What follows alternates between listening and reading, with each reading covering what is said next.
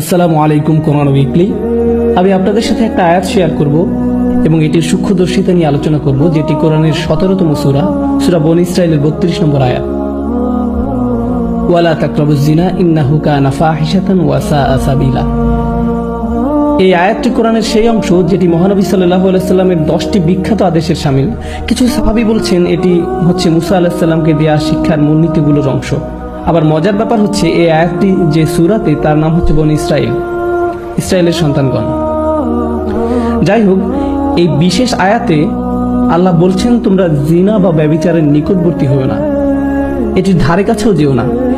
তিনি এটা বলেননি লা তাজিনু, তোমরা ব্যভিচার করো না, ব্যভিচার করতে যেও না। তিনি বলেছেন তোমরা এর ধারে কাছেও যাবে না। অন্যভাবে বলা যায় এটা একটা কাজ এবং অনেকগুলো ছোট ছোট আচরণ যেগুলো কাজটির দিকে নিয়ে যায়। কাজটির একটি পরিধি আছে যা চারপাশে ঘুরতে থাকে এবং আপনি কাজটির ধারে কাছেও যেতে পারবেন না। যেই সংবেদনশীলতা নিয়ে কোরআনের ভাষা আল্লাহ রাব্বুল আলামিন ব্যবহার করেছেন, আমাদেরকে সেই ভাষা বুঝতে হবে যাতে আমরা আল্লাহর বিজ্ঞতার তারিফ করতে পারি এবং বুঝতে পারি কিভাবে তিনি আমাদের পরামর্শ দিচ্ছেন যাতে আমরা সমস্যাগুলো উতরে উঠতে পারি। আল্লাহ আযজা ওয়া জাল্লা আমাদের বলছেন কিছু কাজ আছে যা করা হারাম নয়। আপনি এই কাজগুলোর দিকে আঙুল উঠিয়ে বলতে পারবেন না যে এই কাজগুলো করা ভুল, কিন্তু যখন আপনি এইসব কাজে যুক্ত হয়ে পড়বেন তখন মহাকর্ষীয় ক্ষেত্রে একটা টান অনুভব করবেন, যেটা আস্তে আস্তে একটু একটু করে আপনাকে অবশেষে হারাম কাজের দিকে টেনে নিয়ে যাবে এবং অবশেষে কাজটা আপনাকে দিয়ে করাবে। আপনারা জানেন শয়তানের বিষয়ে আমরা একটা জিনিস জানি। আমি লক্ষ্য করেছি যে শয়তান অত্যন্ত দূরদর্শিতা সম্পন্ন।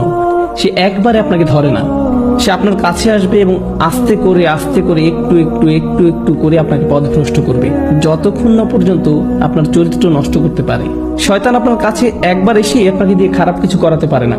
আপনারা জানেন আদম আলাইহিস সালামের এবং হাওয়া আলাইহিস সালামের গল্পেও, ইনশাআল্লাহ আমরা যখন সেই গল্পে যাব, ওই গল্প থেকে কোরআনের জ্ঞান সম্পন্নতা সম্পর্কে আমরা জানব। যেভাবে শয়তান অগ্রসর হয়েছিল, সূরাতুল আরাফে এটি বলা হয়েছে, শয়তান অবিরাম ভাবে সেটা একবারই করেনি। ধরুন শয়তান আসলো এবং বলল, হেই দেখো গাছটা কি চমৎকার, তাই না? এরপর সে চলে গেল।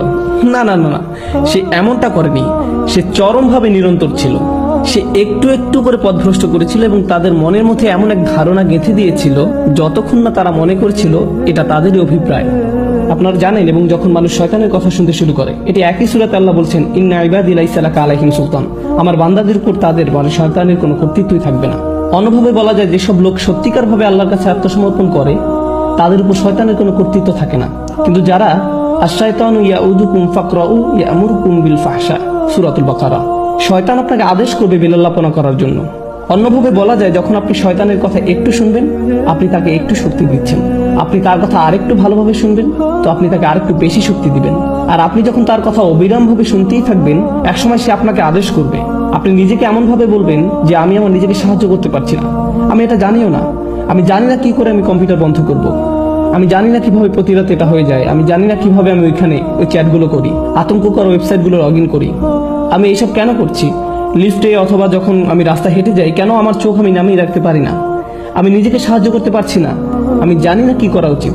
আর আপনি জানেন শয়তান আঁকড়ে ধরে, বেশ শক্তভাবে আঁকড়ে ধরে, বদ অভ্যাসযুক্ত চক্রের মধ্যে আপনাকে টেনে নিয়ে যাবে। আমরা বলতে পারি এটা আস্তে আস্তে খারাপ, আরো খারাপ, আরো খারাপ এবং অধিকতর খারাপের দিকে টেনে নিয়ে যায়। আপনি যদি এটা স্বীকার না করেন তাহলে এটা অধিকতর খারাপের দিকে যায়, আর এটা আপনার আত্মা একদম ধ্বংস করে দেয়। আল্লাহর সাথে আপনার সম্পর্ক নির্ভর করে আপনার অন্তর কতটা পরিষ্কার তার উপর। যতবার আপনি অশ্লীলতায় উদ্ভাসিত হন, আপনার অন্তরের উপর আরো ময়লা, আরো অন্ধকার, আরো আবরণ ঢালতে থাকে এবং ঢালতেই থাকে, যতক্ষণ পর্যন্ত না আপনি আল্লাহর কথা শুনবেন কিন্তু আপনার চোখে এক ফোঁটা পানিও আসবে না। এটা আসবে না কারণ আপনার হৃদয় এতই কঠিনে পরিণত হয়েছে যে আপনি যত অনাবৃত অবস্থা দেখেছেন, যত পাপ করেছেন চোখ দিয়ে সব সময়, আর আপনি এটার গুরুত্বও দিচ্ছেন না। আপনারা জানেন একটা সুন্দর হৃদয় যন্ত্রণাগ্রস্ত হয় যখন অসমীচীন কিছু একটা দেখে যা আল্লাহর নির্দেশের সাথে শামিল নয়। এটা আকর্ষিত হয় না, বরং যন্ত্রণাগ্রস্ত হয়। অবিলম্বে তার বিবেক চাঙ্গা হয়ে ওঠে, অস্থিরতা বন্ধ হয়ে যায়। যখন আপনার এরকম হৃদয় থাকবে, এরকম অবস্থায় যাবেন, আপনি নিজেকে নিয়ন্ত্রণ করতে পারবেন। এগুলোর মধ্যে ভালো কিছুই খুঁজে পাবেন না, আপনার এমন কোনো অনুভূতিই হবে না। আপনার এই অনুভূতিও হবে না যে এটা ভুল। যেটা হবে, আপনি কোনো বোনের দিকে তাকানোর আগে তার আশেপাশে দেখবেন যে অন্য কেউ তাকে দেখছে কিনা, এবং তারপর আপনি ভালো দৃষ্টি নিয়ে তাকাবেন। দেখবেন যে আল্লাহর ভয় একদমই নেই। একমাত্র যে ভয়টা আছে সেটি হলো পাপের ভয়। পাপ ছাড়া আর কোনো ভয়ই নেই। কি ভীষণ অতিমানবিক অবস্থা এটি।